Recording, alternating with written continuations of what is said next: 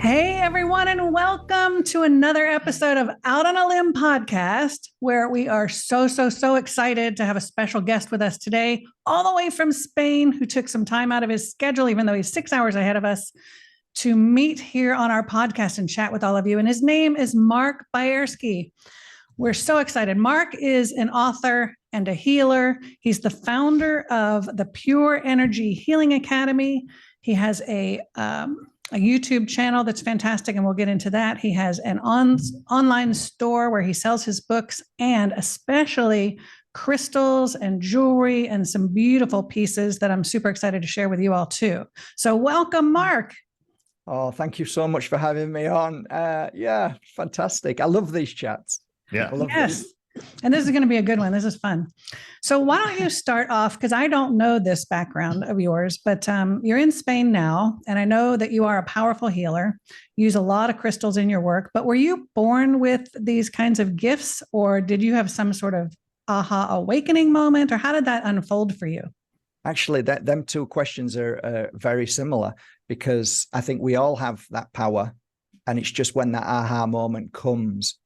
And when you look back on your life and you think, did I have that kind of energy when I didn't realize I had it? And I think we can all say we do. And that's the energy of, when you say power of healing, is for me, it's just a frequency which is very high, which is the categories can be so many: attunement, awareness, empathy, so many, go into that one category of power. And so, yeah, I think we all have it. And I just think it's just certain times that it comes out, certain times that we see it. And then we kind of like, well, what do you do with that? You're not taught at school what to do with that. In fact, if anything, you're actually mocked and ridiculed. So for me, it's like, I can look back and honestly say, yes, there were times that I used to sit with my friends at school. I can reel off thousands of them, but moments where they were sad and everybody picked on them, and I was kind of sat with them and saying it's all fine and everything's going to be fine, and brought them back up to high energy and not to let it bother them. So I had that effect of making people laugh and let go of the pain, and then kind of stop something that may happen. I remember this before I even started this work when I was 20 years old. I just got married to Jackie, and we used to go out to nightclubs, right? And I used to say, come on, we're going. And she'd say, oh, not again. And I say, yeah, we need to go. Why? I says, because I'm not comfortable. And then the next day in the newspaper, there would be bottles thrown and people being, scarred, and a huge fight in the very place where I said, let's go. So I didn't know why, but I followed that intuition. There were times that, if I'd have gone down a certain road, I would have ended up in serious trouble, and so on. So yeah, you can look back and see that kind of gift that we all have, but most of us are hijacked. And even back then, you can see there was a hijack too, not as much as there is now, but that hijack is definitely to stop you from finding your inner power. Mm-hmm, for sure. And so that being said, then, a lot of our guests, we talk about dark night of the soul. Was your awakening or your gradual, I guess, understanding of all of this pretty calm and easygoing, or did you have one of those? I don't think it's ever pretty calm. I think like anything, I think the times when you can say you've learned the most or felt the most is in the most darkest place.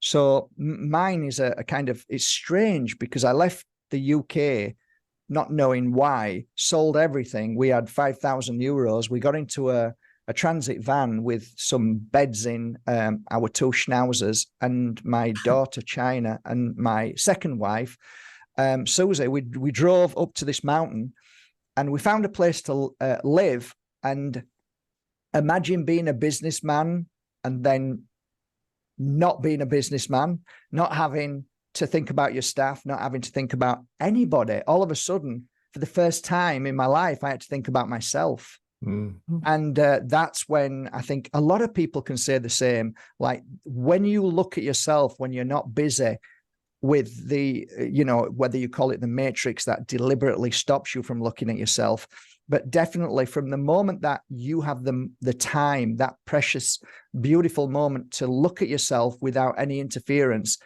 that's when it becomes really painful, because who really are you when you've no job, when you've got no commitments, when you've got no focus, no future? You don't know, you're just in that moment. You get to look at yourself and measure yourself, judge yourself at that moment. And I think it's beautiful, because it's absolutely terrifying, which again, we're not taught in schools.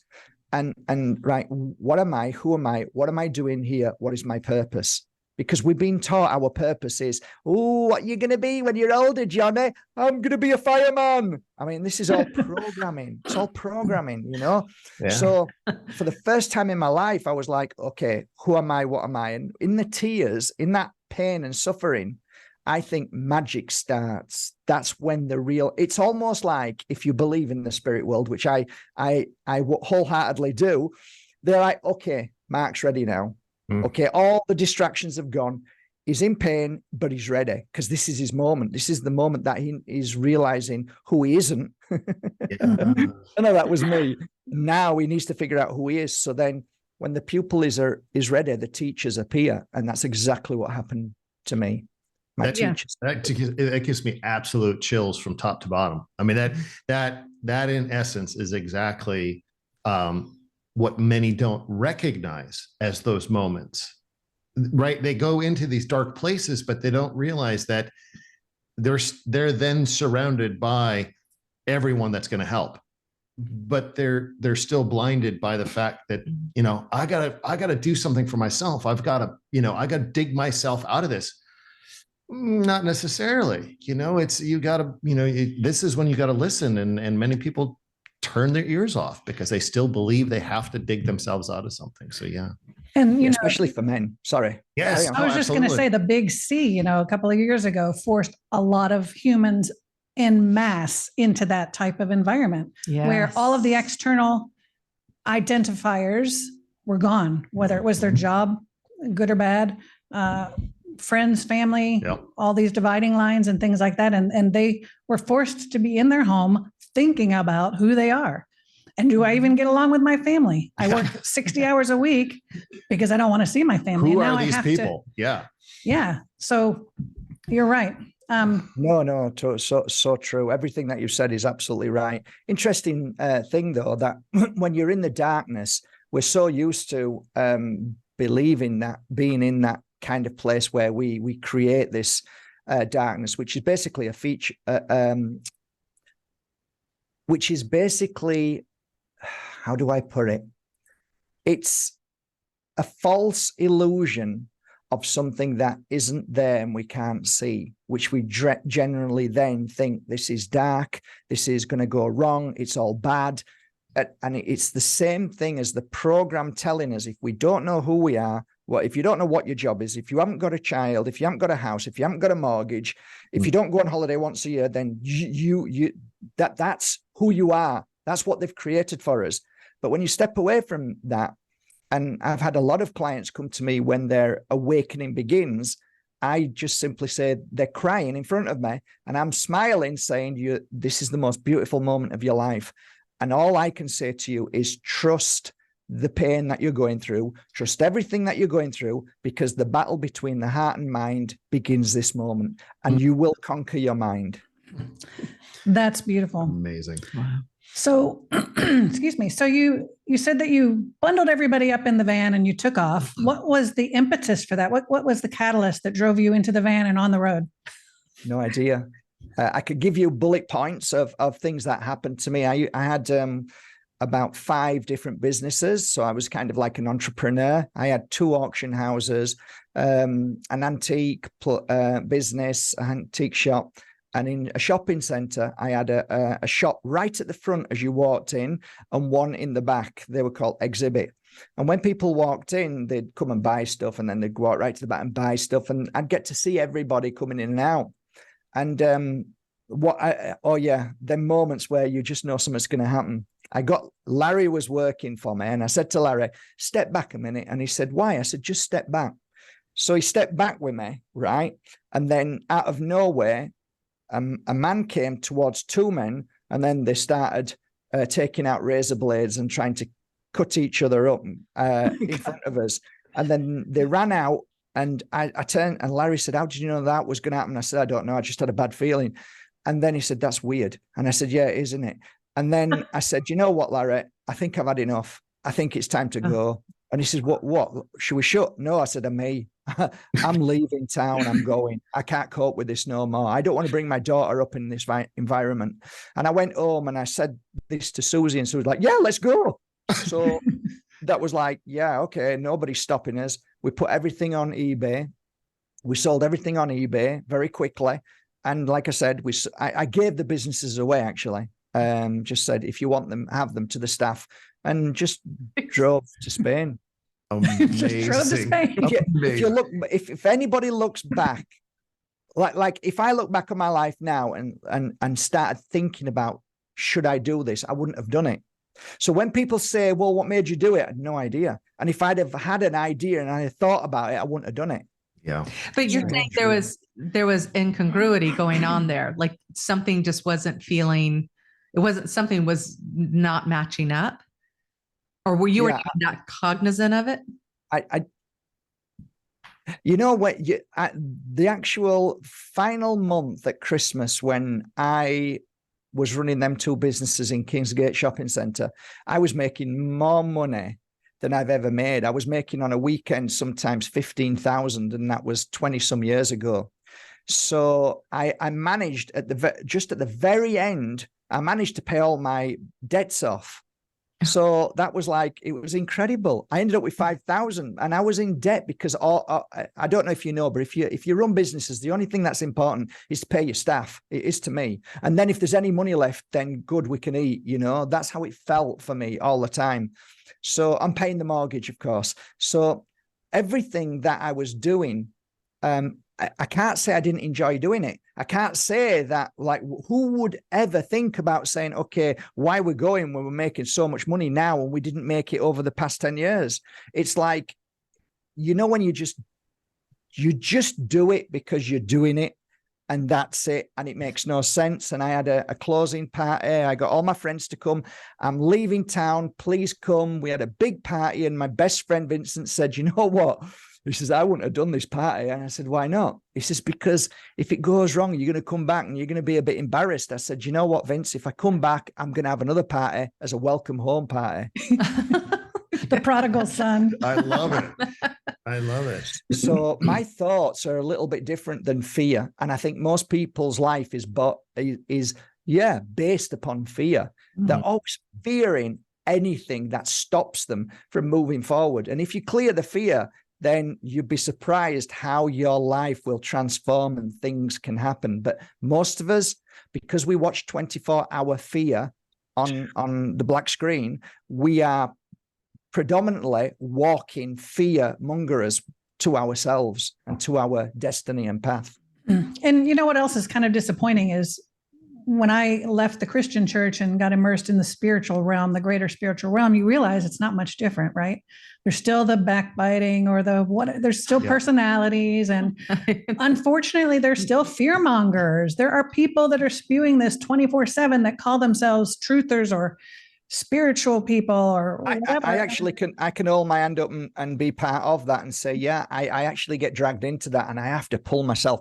How easy it is to be pulled into sadness, deep, painful emotion, seeing the suffering, and being part of, oh my God, have you seen this? Look what's happening. It's like, I said this earlier on. It's like, we need to find ways, instead of just always saying everything's bad, how we can create something that counteracts that. And, you realize that darkness doesn't stop. It's a constant. So we should be the light and constant. So, yeah, I hold my hand up. And I have a lot of people who used to follow me and said, Mark, you're too depressing now. And I'm like, thank you, because I do listen to my friends and followers. And, one of the things that I say, if you don't mind me saying, is I use the analogy of the ice cream shop. Okay. And the ice cream shop is, I'm sat outside the ice cream shop and a little girl comes out with her father and they lick the ice cream and they cut the tongue and the tongue's bleeding. And the father says, oh, look, you've got bleeding of your tongue. How did that happen? And they don't know. And she's crying and they go, and then I sit there and then this little old lady comes out and she starts licking her ice cream. And all of a sudden she's out, and her tongue's bleeding. And I'm looking, I'm thinking, maybe there's something in the ice cream. So then I go in and say to the owner, excuse me, you know, the vanilla ice cream that you're selling people, can you just have a look in that vanilla ice cream? There might be something in there that's causing an issue. And he's screaming and shouting, but actually I go back out and the little girl's still there and I look at the ice cream. I said, can I just have a look at the ice cream? And there's little pieces of glass in the ice cream. Okay. So now we know that there's a problem with the ice cream. So I go back in and say, look, you've got an issue with your ice cream, mate. Okay. That you broke a glass or a glass. I don't know whether you did it deliberately. I don't think you did, but just in case, that you need to stop. So people now wanting to come into the place, I'm saying, look, guys, don't go in there just yet. Whatever you do, don't have the ice cream, because there's people who are cutting themselves. And I've seen it. You know, people are coming up to me telling me that they've cut themselves, or, you know, whatever's happening to them here and there, like, please stop. So by doing that, you've got a group of people then who target you and saying that you shouldn't say that. You're depressing people. Let the people go in and have their ice cream. Leave them alone. You're making them feel bad. So this is the analogy I have now from the past 3 years. Look, guys, I have thousands of clients every day who contact me, who say to me, Mark, I didn't want to do it, but I was forced into doing something. And now I've got this permanent headache. Mark, I don't know what to do. My heart is this. Mark, my legs are blown up. Mark, like, so what do I do? Say nothing to appease those people who want everything to be lovely and beautiful.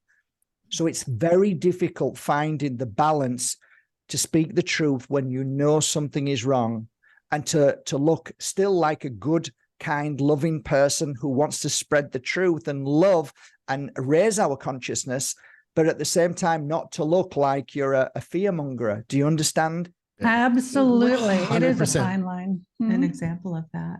Well, because so I'm new to your work and I am so fascinated by all you're saying. I'm like, oh my God, I do have your information here. So I'm going to go and like research all about you. But so I love that example, but how is that in day-to-day life? Is it things that you're seeing that you're warning people about? What is an actual everything that I said two years ago, 3 years ago, now is coming out onto mainstream. Oh, you're talking about big C stuff. Okay. Yes, with peer-reviewed papers now.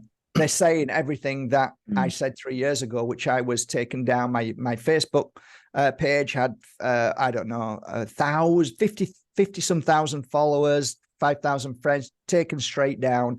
And I kept getting strikes. And I had to be careful on YouTube what I said. But now it's all, it is peer reviewed. It's there's so many now people who are saying that there's this connection between, I call it the 3 dart finish, Britney Spears, and myocarditis and all the other effects, causes so it's there now. But in between that, and even now till this day, stop being a fearmonger, and Mark Bajerski. We already know this. Right? So don't say anything else. Just shut up. Well, it's like, and they're the ones who told me to shut up when we didn't know these things.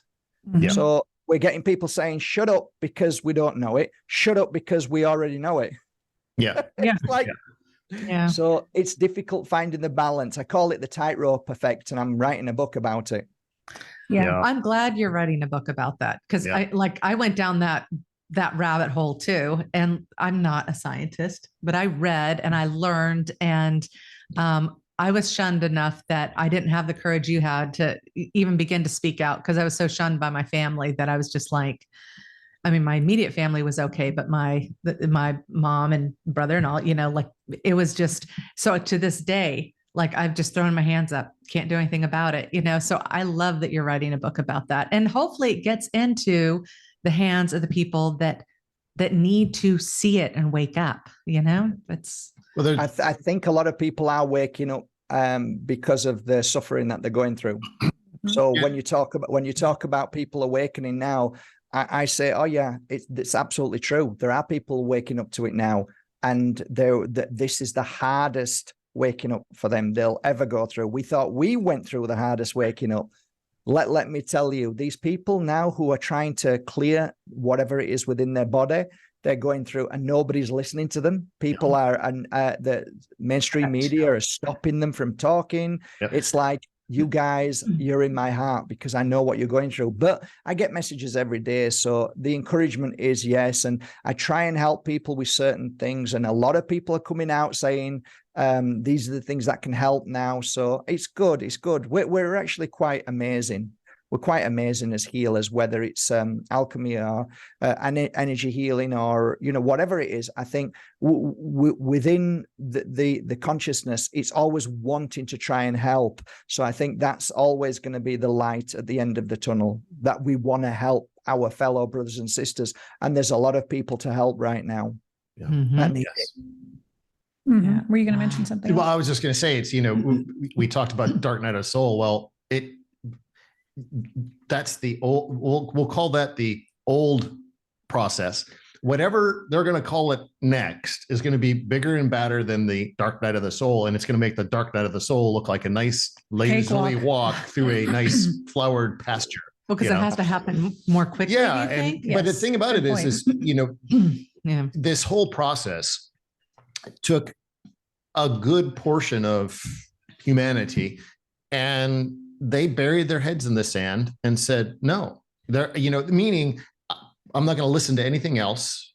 The dark box that we listen to or watch, the TV, that's the truth teller in my life. And nothing else is going to sway me from that. Well, now they're starting to pull the heads out of the sand.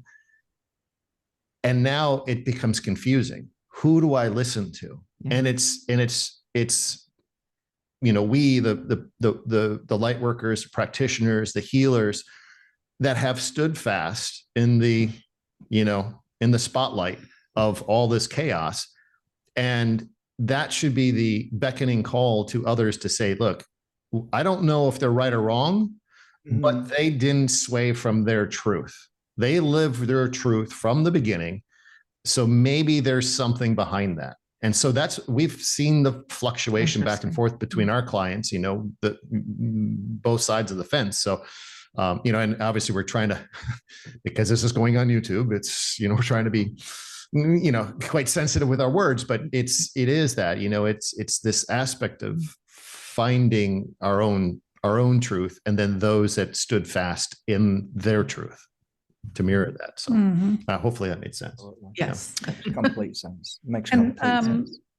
You were mentioning that you were an entrepreneur and you had run a couple of successful businesses, and that's evident in your businesses now, one of which, of course, is your fantastic online store. And, I do want to say that that's what I'm wearing right now. This is a beautiful pendant from Mark. His stuff is amazingly, what do they call it? The setting is beautiful, sturdy, handmade for each crystal, because they're all different shapes. And so they formulate this setting around the crystal so that it's secure and gorgeous, and it comes beautifully wrapped. You can feel the love and the energy that goes behind it. The shipping is fantastic. I had only one issue where, for whatever reason, it was supposed to come to me. It never did. And it got shipped back to Mark. They were amazing. They got it right back in the mail. It was, surprisingly, coming from Spain, it's very quick. But I do want to promote that at markbajerski.com. But tell us about that. Like, how did you get into it? Like, you go from antiques. Where do you source your crystals, and how does all that work? Well, I like the question of how did I get into it, because what happened here in Spain when the teacher appeared, They never mentioned anything about crystals. It was all about readings, intuition, understanding what I was doing. So my mentor was telling me what I was doing because I didn't know what I was doing. So she was saying, oh, this is why you're doing this. And this is. So I'm like, oh, wow, I'm so glad somebody's here to tell me what all this is. And that's basically how it started. So I started having people come to me in my little shop, and I started.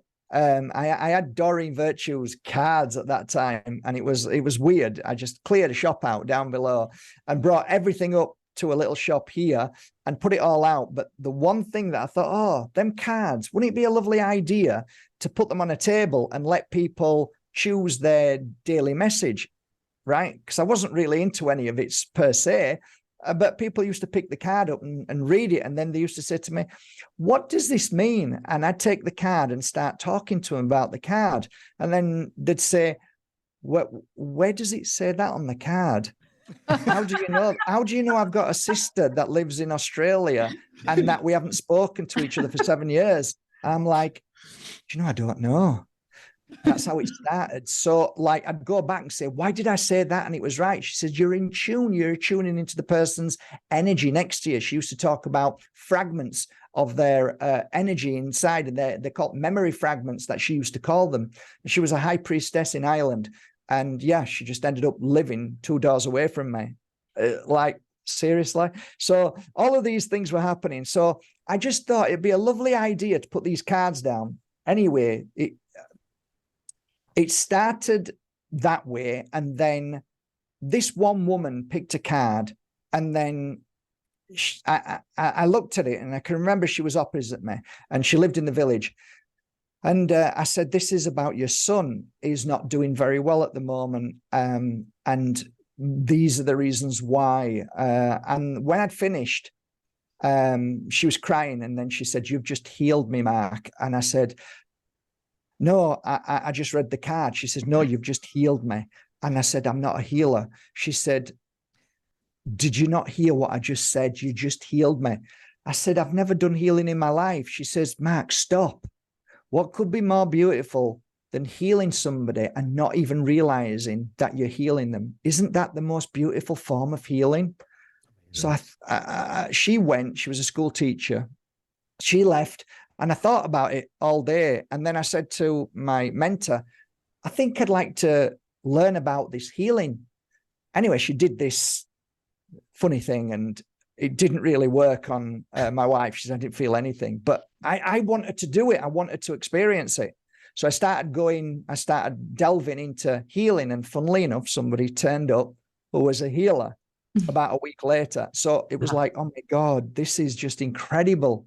So skip on a few months. I couldn't run the shop anymore because I'd come home, and Susie said, how have you done today? I said, I've had the best day ever. She says, oh, great. How much have you made? I said, about 46 euros. And she said, hang on a minute. You said you've had the best day ever. I said, I have. I've done like 7 readings, and it's been amazing. And I want to, she said, Mark, you know, we need to stop. You either need to do this full time or you need to run the shop. You can't do both. And I'm like, yeah, she's right. I can't. And I said, what about if I sell the shop? And she had her own shop called Tickle Pink. And I said, can I come upstairs and work upstairs in that little room? She said, yeah. So that's how it started. So I started learning more and more about healing. And I remember just having a phone call out of the blue of a woman that I'd read for in the little shop. And she said, can I sit and have a drink with you? And I said, yeah, sure. So we sat and we started having a chat, and a little daughter was playing around the table, and the table was quite low. And for some reason, about 2 weeks ago, somebody had given me a little crystal, a round little crystal, as a gift, because I'd given them a reading, a spiritual reading, and they were really happy. And I didn't charge at that time for it. So the people had given me gifts. And for the first time, I got this crystal. I didn't know what it was. It was like just a stone. But for some reason, I'd got a healing bed now, and people were lying down on the healing bed, and I was learning how to heal. So I would say to the client after a reading, look, I'm not a healer yet, but I'm learning how to heal. Would you like to lay down and just let me do 30 minutes healing on you. It's up to you. It's free. Oh, yes, please. So this crystal that I got given, I was putting next to the, funnily enough, they fell asleep. A lot of the time, the clients would fall asleep in a healing session. And I'd stick the crystal on the forehead, not knowing why. I'd stick it, this one crystal I'm talking about, or I'd stick it at the side of the head or on the crown chakra, just leave it there. And when I'd finished, they'd go and I'd put the crystal back in my pocket. And it was like my best friend. I don't know why, but I just like this crystal. It's in my pocket all the time.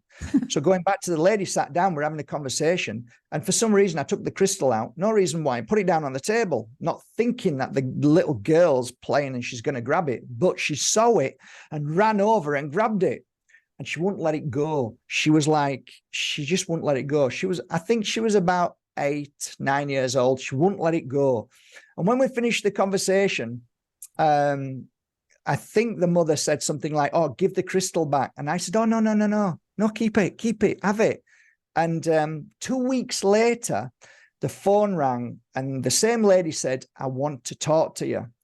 So I said, okay. And I'm like a bit worried now, thinking, what have I done wrong? Because I always have this fear of I've done something wrong, because at school, I was always a lad that made mistakes. I got dyslexia, dyspraxia, so I could never get anything right. So I was always being told, you've got it wrong. You're doing this wrong. You're wrong. You're wrong. So anytime somebody says something, even now, I shake and think I've done it wrong, because that was the programming. That was the fear set into me.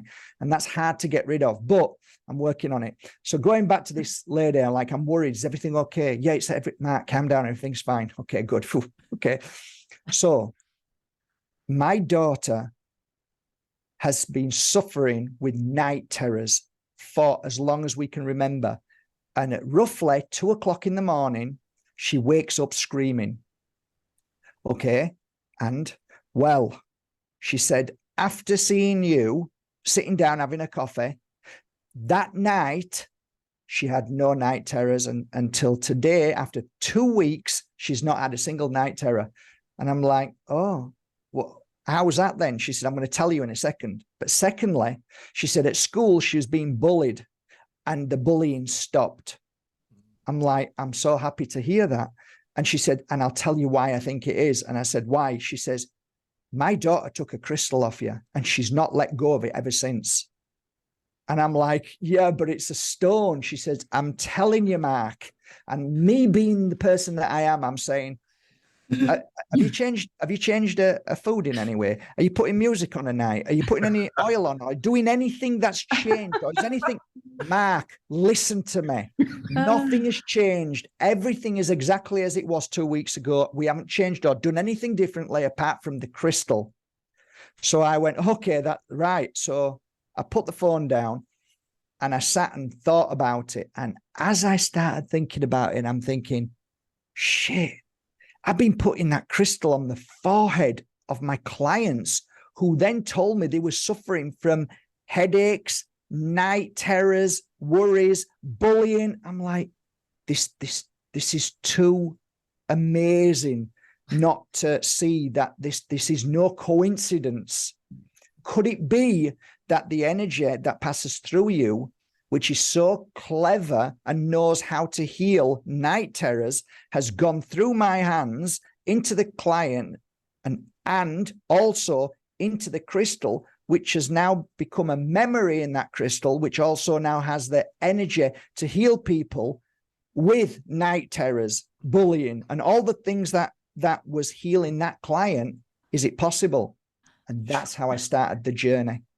Amazing. And so still to this day, the gemstones and things that you sell, you work with them first. Every single one of them, every single piece that I have around me, I have and work with them in a specific way. So it's like focused energy of a certain thing that I made a video the other day, and it's about how to energize crystals. And I've never done that before, but I wanted to share it with people. And basically I'll take one crystal and I'll sit with it, and depending on how I work with it, so I'll first just sit and relax and just see what I feel. Sometimes it's about working with a certain person that I want to put energy into and help that one person. One is just so that it just goes out into the universe, so the spirit world will know what I need to put into it, and so on. So when I'm holding it, if I'm feeling a pain somewhere in my body, that means now I have to heal that pain in my body. So if I got the crystal in my hand and I move my hand to the pain, so it might be the heart, it might be the stomach. So I'm working on that. When that energy is gone of that pain, then I know that the energy that is in there is the same memory that healed that pain. It's actually quite simple. And I just don't understand why people don't do it. And every crystal to me is like an old-fashioned dynamo. So the dynamo on the push bikes that we used to have, when we wanted to charge the battery, we feel fit and strong, really healthy. So we put the dynamo on and we race it. And then when we're exhausted, right, we take that off and just go slowly down the hill and switch the light on, which is holding that now, which is healing me. So it's either we put the energy into it or we take the energy from it. So whenever I'm feeling strong, I hold this crystal and put the joy and happiness in. I know it sounds corny. It isn't joy. It isn't happiness. It's a high frequency. Mm-hmm. And I put it into the crystal. When I'm not feeling well, I'll hold the crystal and ask for that energy back. So my crystal works for me all the time. So I work for it. It works for me. So it's a combination. It's a partnership.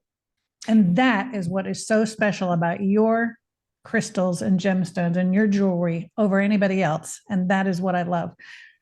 I'm just curious, is it a specific crystal? Like, are you using different? It could be any crystal that can hold that intention. Okay. Yeah, you can even actually get a piece of glass, which is, I mean, depends how you look at it. I mean, there's certain like glass, which, cherry quartz, opaline. There's quite a few different man-made glass. But then what is glass? It's fired from sand. If you look at sand in I've got a high-powered microscope down there, Omega. Look at sand from the beach.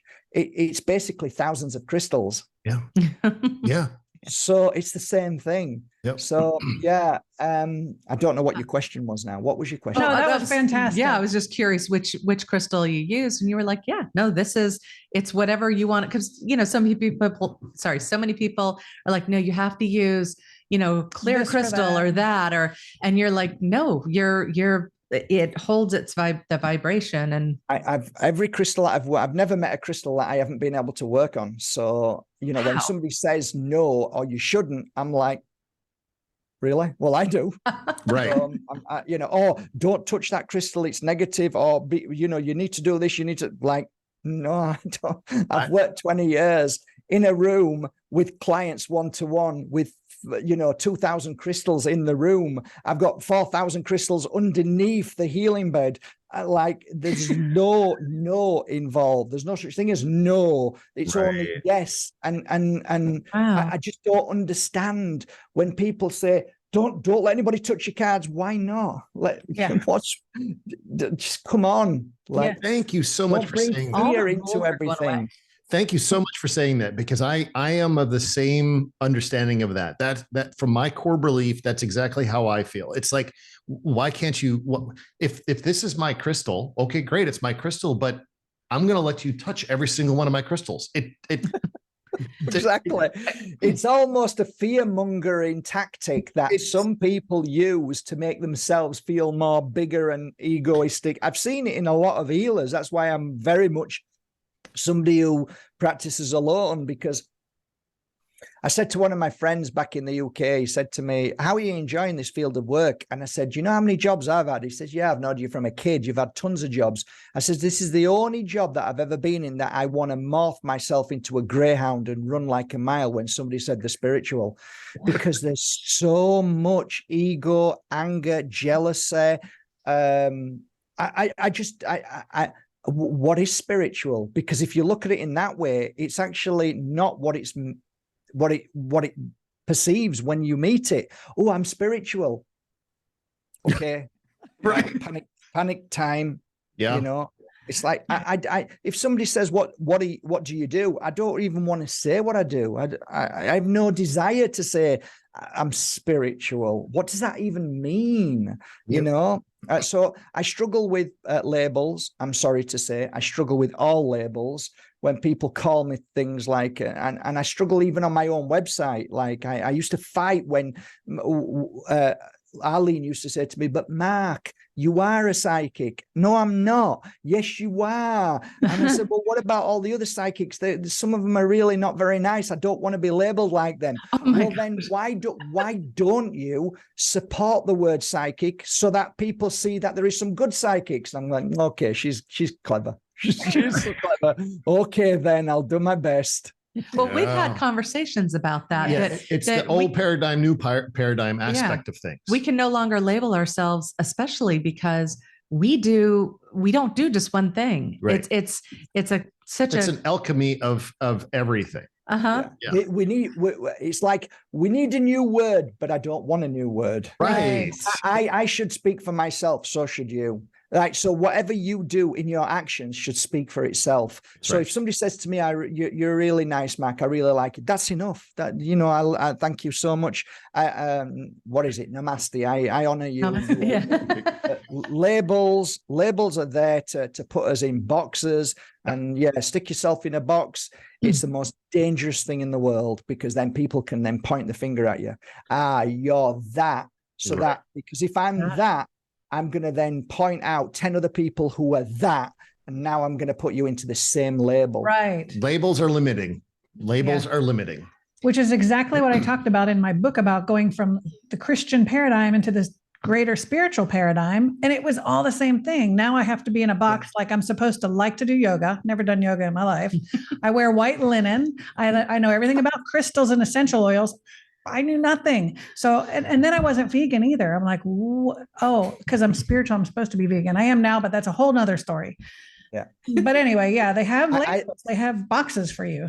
The thing is, what you find is that it's a very selfish word, because every person who claims to be spiritual will tell you their selfish ego in what they're saying. So you should be vegan. Why? Because you're vegan. Yes, that makes you spiritual. You mean I should be like you? That makes me spiritual. No, not mentioning, it's not nothing to do. It's how you are at this moment. So I don't buy into any of it. Look, for me, right, whatever you do is part of the journey of life. Whether you believe it's a mistake or not, which I don't believe there are mistakes, it's just experiences. We can go from one experience to another. So was that first experience wrong and the second one right? Because then you might change your experience 6 months or a year later or a day later. So when are we right? Well, we're always wrong and right all the time. So why don't you just let go of all of that nonsense and just say, I am what I am, when I am, and how I change is how I change. When I change is when I change. But right now, here, this is me. But I'm not saying I'm right or wrong. I'm just saying this is who I am right now. Right. Absolutely beautiful. Yes. And so then, but it always comes back to then, well, how do you market yourself? Or how do, because people want to know, why should they be coming to you if, it's I can in the Pure Energy Healing Academy here, I teach on day 4 how to embrace and understand just that one section, which might take a couple of hours to talk about. But if I break it down really simply, if somebody comes along with a business card to you and puts it out in your hand and it says, I am alchemist, healer, a spiritual advisor, clairvoyant, clairaudient, blah, blah, blah, blah, blah. You look at it and you go, Jesus Christ, sorry, who are you again? Or if somebody brings a card over and it says, Mark Bajerski, healer. Okay, right, is a healer. And that kind of resonates when you go to the doctor and the doctor says, look, I'm a GP. I know everything about your body, little bit. But when we really need to sort you out, we send you to a specialist who knows just that one thing, ears, nose, and throat, or whatever it is. Not that, it's just a way of making people understand that. I think by focusing on one thing, if you can, instead of 1,000 things, and mastering that one thing as the rest of the things are happening around you, and not labeling yourself with 100 things to make yourself sound amazing, just label yourself with one thing. And that then will fit in the outside world, that they go, oh, he's a healer. Great, I'll go to him. Yes. Well, and then it makes me wonder, should we really just be saying, this is how I make people feel. Like, No, this is it. This is how do you become successful? If you want to change your world and have it the way you want, it's going to be practically impossible, because most people live in the program box of schools, education, and they won't understand anything else. They just won't get it. And that's why so many so-called spiritual people, let's say spiritual people, are skin broke, because they think that this is the way to do it, which it probably is, but it ain't going to work outside there. Right. That's correct. Good point. And there is a topic that I want to talk to you about that we can't let you go without talking about it. But first, before we leave the crystal topic, tell us about the powerful combination of moldavite. Now we know moldavite, and this will segue into our next question about ETs, but moldavite will connect you with your galactic family. Like, boom, if you're not ready, you better be ready, right? And you are an authentic source for moldavite, because moldavite is easily faked. So watch his videos on that. But moldavite, Herkimer diamond, and even tektite, those three seem to be a real powerful combination. Talk to us about that. Well, if you're wanting to heighten your energy and start to feel a different sensation, different feelings, if you have a genuine moldavite, there are many people, including myself, that when you first hold a piece of moldavite, you can actually feel the physical body becoming nil and void, and the spiritual body lifting. So you feel a sense of elevation. You're elevating out of your body. It's incredible. But also there's many effects that the purge, the cleanse, the venting of moldavite, they call it the moldavite flush. It's basically clearing out trauma and issues that a lot of people struggle with, and they think that there's something wrong with the crystal and it's evil and bad. No, it's just you are clearing out. It's showing you all the worst parts about you. And it makes sense. If you want to get to the place of that enlightenment, if you want to get to nirvana, you've got to get rid of all that trauma that you've put away and you don't want to look at. So moldavite does that in one sense, but it also helps you see. So it activates your energy. So it's like your energy, to me, is like a radio antenna, and you can change the frequency at any given moment with every crystal. So you can vibrate at the moldavite effect. And moldavite, to me, is a rock that came from outer space, which was originally, I believe, a planet, which was incredible, and its frequency was incredible. And there are fragments of its memory inside them. So you can feel it sometimes, and there are no words. I'm writing a book. Past 7 years, I've been writing a book called The Power of Moldavite, and I still can't finish the book because it changes every day. Moldavite, its frequency changes to whatever's happening at any given moment. So moldavite is special on its own if you work with it, and some people won't touch it. I say keep it on and work through the pain and suffering, and then you'll come out feeling even stronger. But the other crystal that I used to wear around my neck was anybody who was dealing with really heavy issues. I used to take it off and put it on them. And I remember one lady was lying down crying her eyes out, and she'd just gone through it was an awful experience. I always remember the worst experiences. It's awful. But she had 3 beautiful Yorkshire Terriers, and she lived in Ballymmadina, and she was walking them in the campo, and all of a sudden 2 Alsatians came and killed 2 of her dogs. She had one of them still in her hand. So you can imagine the suffering that she was going through. She was laying down. I was giving a healing session, and I put the tektite on her stomach. And I could see the energy residue from her when I sat down and finished the hour session, as she was sobbing still. And it was coming up from her heart, and it was going into her stomach. And I'm thinking, why is the energy? It just looks like a cloud. Why is it going into her stomach? So I went over to her stomach, and I'm trying, I picked up the tektite. And as I moved the tektite, the energy was following the tektite. And I'm like, and as I moved it, the energy was going into the tektite. So then what I did was put it onto the solar plexus, sat back down and looked again. The energy from the residue of pain, suffering from the heart, was going into the solar plexus. No, it wasn't. It was going into the tektite.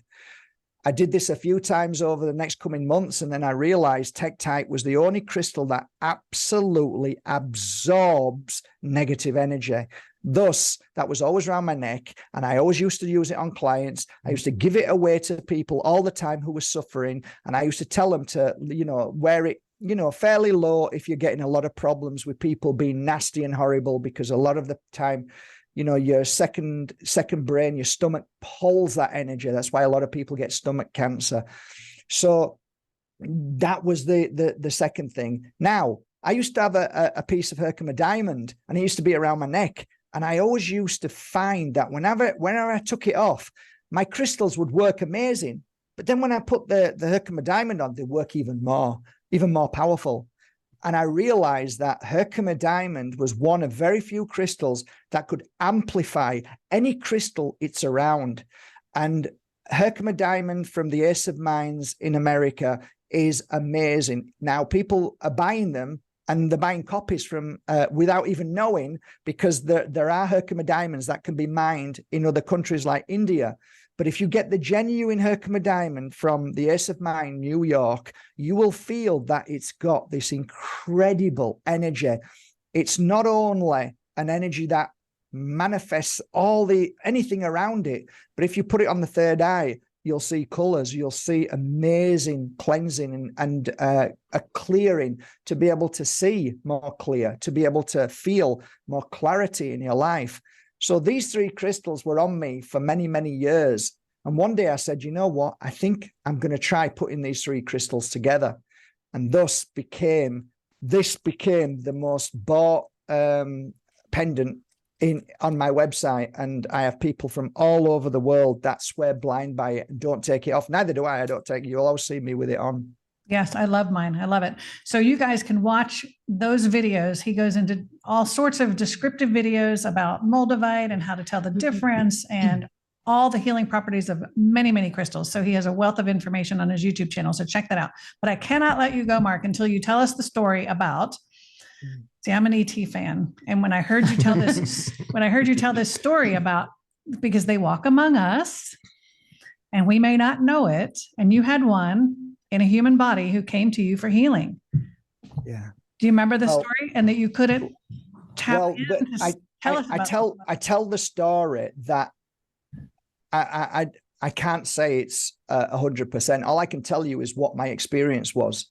I can't say he lives at number 26 Oak Lane. You can go and see him. He's there. I can just tell you what happened.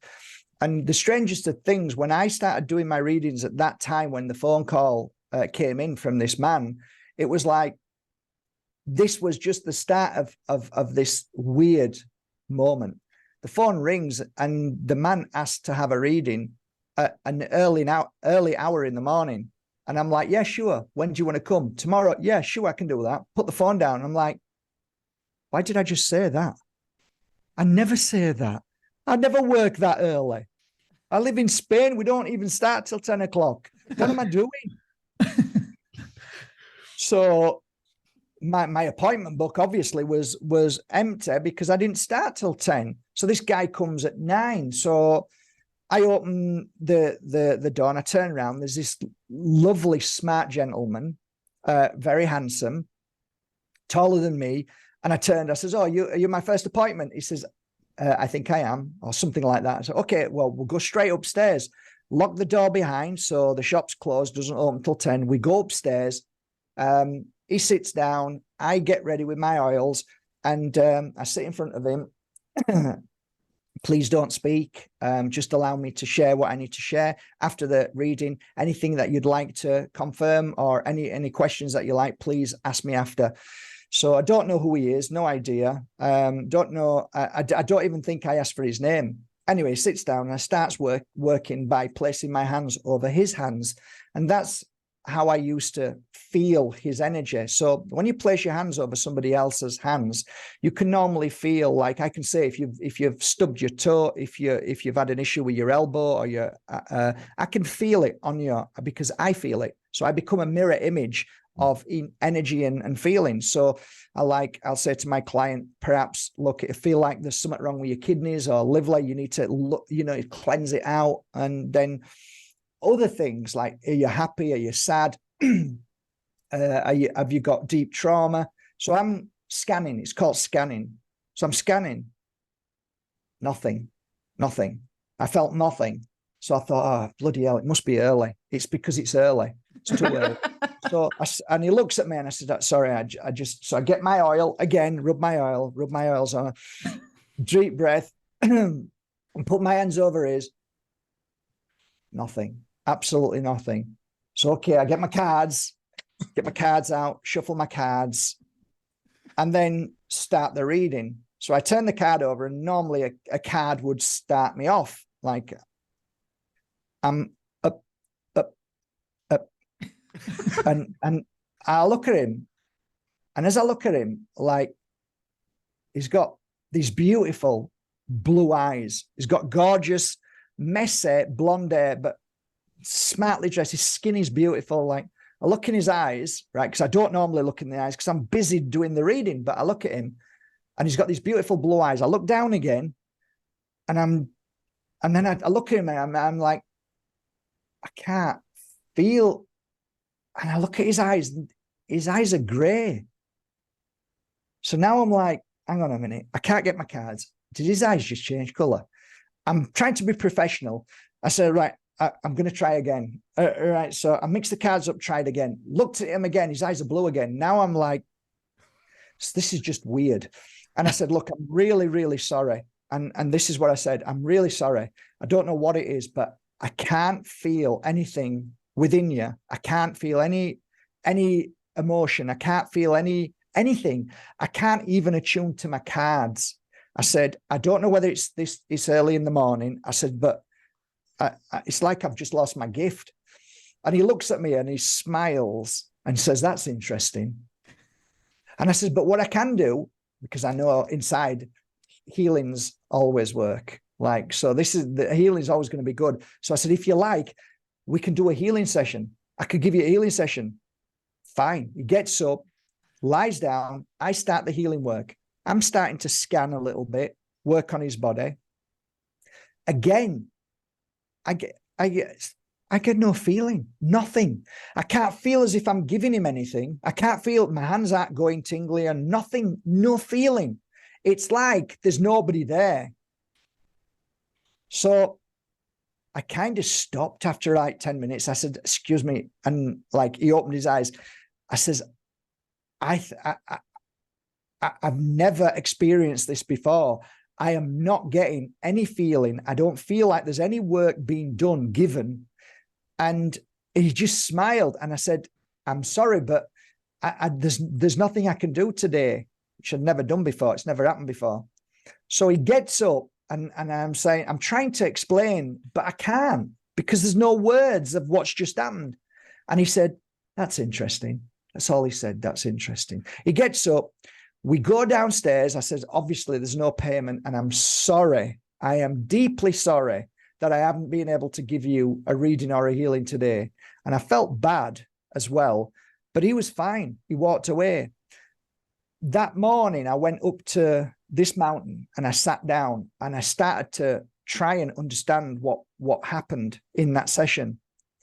And it came over to me that what had happened is he was probing me when my hands was over him.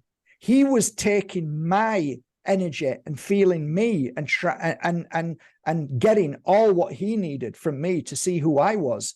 He laid down on the healing bed. As I was giving him healing, he was basically taking my energy.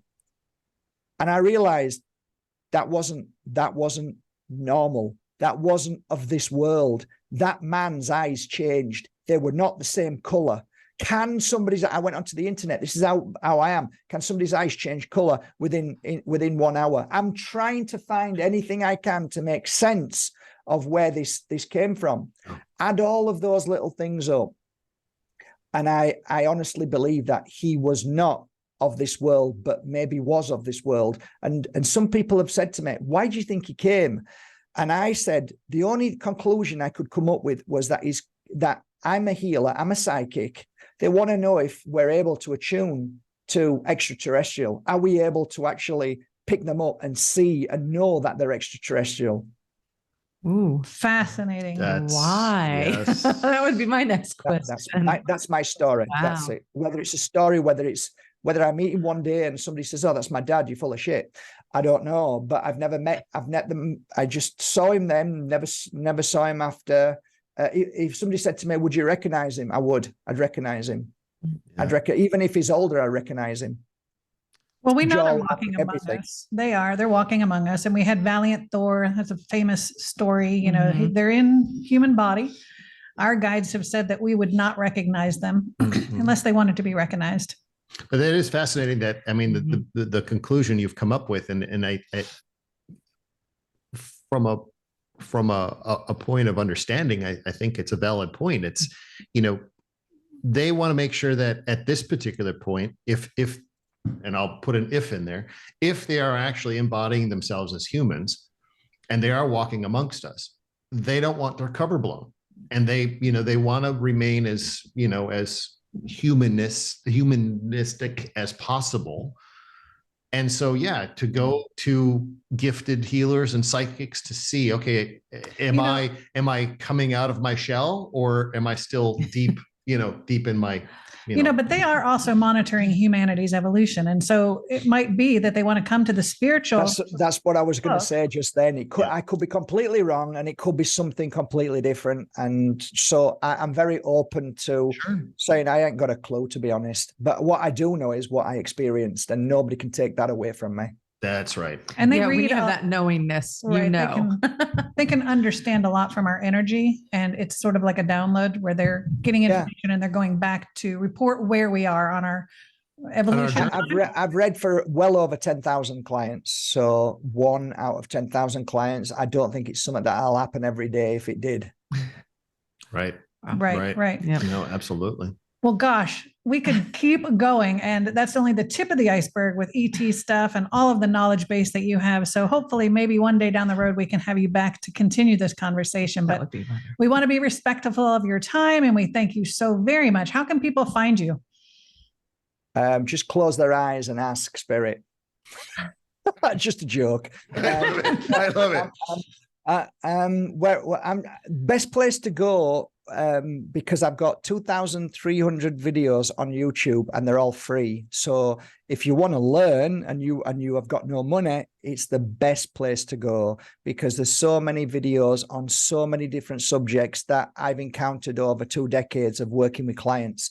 So I don't read. I've got dyslexia and dyspraxia. Everything that I share on them videos 100% genuine experience that I've gone through with my clients. So it's not like I've read a book and I don't know who that person that I've read about. It's like, these are my own experiences. And I think people can feel it as well.